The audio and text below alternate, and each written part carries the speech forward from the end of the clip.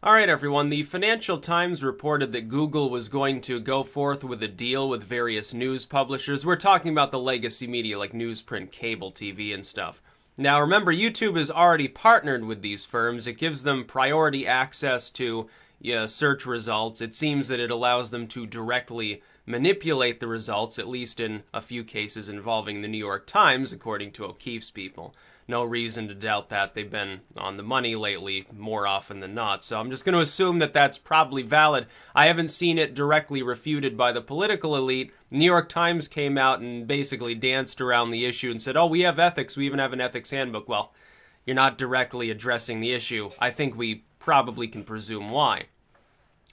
But the idea here was Google apparently was going to go with the news publishers and say, well, we're going to give you some of the revenue. Since you're driving so much interest to Google, we got Google News and stuff, you'll get a chunk of that. We're also going to, help you to grow your user base, so a closer partnership. We're going to help you grow by helping your subscription capabilities, specifically because we have all of the user data. We've got all the demographics down. We've got all the info in the world to help you target things with advertising so that you can stay afloat and actually grow. Now, Google then came out and danced around the question, and here's my concern. My concern is that nowhere here do they explicitly refute the idea that this is going to happen. They simply refute the idea that it is happening currently. They say, well, our subscriptions plan is still in infancy. We work with a lot of people, everything's tentative, we're developing all these things. So in other words, this is something that you're planning to do. You are planning to screw all independent media cross-platform on anything having to do with Google. Because are you going to be revenue sharing with Crowder? Are you going to be revenue sharing with Alex Jones or Paul Joseph Watson or Breitbart or Drudge? No, I don't think so. I think you'll be revenue sharing with Fox and CNN and some of those groups, or New York Times, Washington Post, Washington Times, New York Post, New York Times. I think they're going to be revenue sharing with you. I don't think that the newer wave of the media will be. I think that'll become a problem. You see, the problem is that all the alt media will probably end up stopping their use of Google services. They're going to be scrambling to put money together and create some sort of competing platform that probably just as many people ultimately would end up using. It would end up defeating the point of even developing such a thing, but Google likes these grand ideas. My hope is that they're telling the truth and that they never implement such a thing, because they're going to see, well, people largely are responding negatively to the idea that we're actually intending to do this. Even though it may make money, it may give us some sort of control over the old guard, like the legacy media apparatus. Here's a clue for Google. Can I just say something? You already have huge influence over the independent media because so many people use your services to be independent media. They also feel more positively towards you. All these old legacy sites used to consider you either irrelevant or a major competitor that they wanted to tar and feather. They still do that now. Every time they don't get their way, they insult Google constantly. Oh, they're not doing enough to censor user stuff. They're not giving us enough data. Oh, Google News, it didn't put us on the top. Blah, blah, blah. Why would you want to help these people out? Long term, they're not going to make you as much money anyway. There's the optimistic part. I will say that. Let's say that Google partners with the legacy media directly. That is not just a streaming bundle, but something that it directly foists it on users based on user data. Like it decides to unleash the juggernaut of everything that it knows about you and your interests so that you can be targeted directly. Long term, it still won't matter, because long term, newsprint is dying. Cable is dying. Radio news, with the exception of satellite, is dying. Those go away. They're only going to be able to make about as much revenue as independent media is capable of making. It evens the load. It does even the odds against them long term. It just takes a while. It will take literally years for them to begin to truly die out to the point where they no longer have the ability to try to randomly character assassinate somebody from the alternative media, which they are openly trying now to do.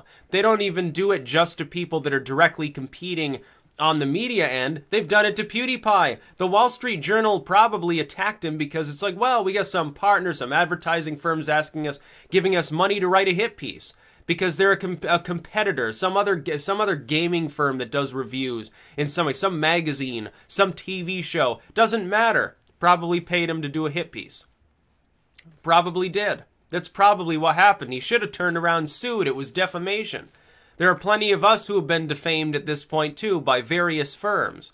I've had it happen to me several times. Now, these groups appear to suffer no substantial legal repercussions. Despite the fact that it is a clear breach of journalistic ethics, they're held to an even higher standard. They call themselves the news. Well, what we say is true. We don't defame anybody. We try to report fairly. Well, clearly, any moron knows that's not the case. Why would Google want to partner with such firms? Some people boil it down to a conspiracy. They do one or two things. They either say it's a deep state sort of thing. I disagree. No, I think it's about money. Or they say, well, it's partisan. The left is trying to destroy the new right. No, that's not what's happening, because you see it's affecting alt media that is left-leaning. And it involves old media that sometimes is not, like Fox News. Fox News, of course, left-leaning entertainment news site. No, they're not left-leaning. They're more center-right at this point. They used to be further out there, but now they're more like what CNN used to be at maybe 10 years ago. In all honesty, MSNBC's further left. CNN's kind of now an actual center. Fox is like vaguely right-leaning. And you've got other news, so like, they'd probably partner with The Blaze because Glenn Beck is allegedly a sellout, so probably he'd get a slice of the pie, and so forth. No, it's about alternative media is not directly beholden. See, they don't really care what your ideology is. They just want you to be controlled in that ideology. They don't care if you're left, if you're right, if you're more or less, you're like big government, more liberty-loving. They don't even care if you're like a left libertarian. If they can control and gobble you up and pay you enough money to write hit pieces, or pay you money to lie about something that they don't like, or pay you enough money to dig for data on other people, they don't really care what your views are. They don't really care.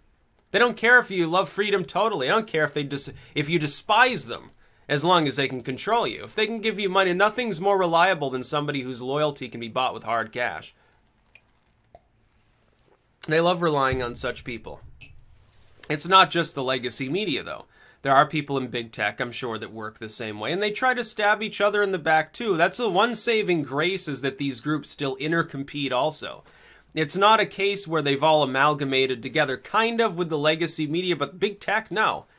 They're never going to either. They have so much control and so much money, they inevitably run into the problem, where they've got such a huge monopolized market share where the only way they can grow at all, and thus appease like stockholders and stuff like that, is to attack one another.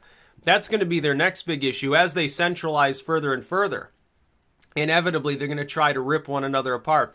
I don't even think that any globalist EU authority is going to be able to stop this from happening by trying to levy censorship on them and, go have meetings with Mark Zuckerberg or that dude from Twitter. I don't think it's going to work.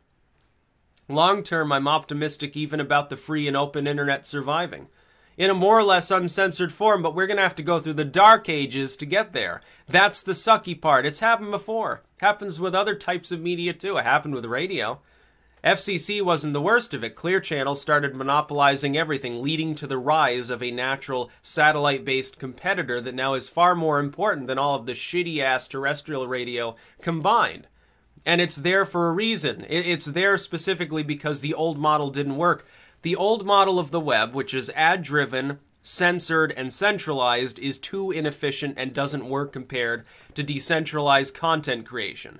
Decentralized content creation, as per like YouTube or Twitter, is what creates the entire modern internet. It's all anyone cares about. It's not, the internet is not CNN and Fox and then like Google News giving you CNN and Fox links. No, the internet is, as far as the news and political analysis goes, literally millions of people, including people who aren't dedicated to that cause. They happen to have a smartphone at the right time.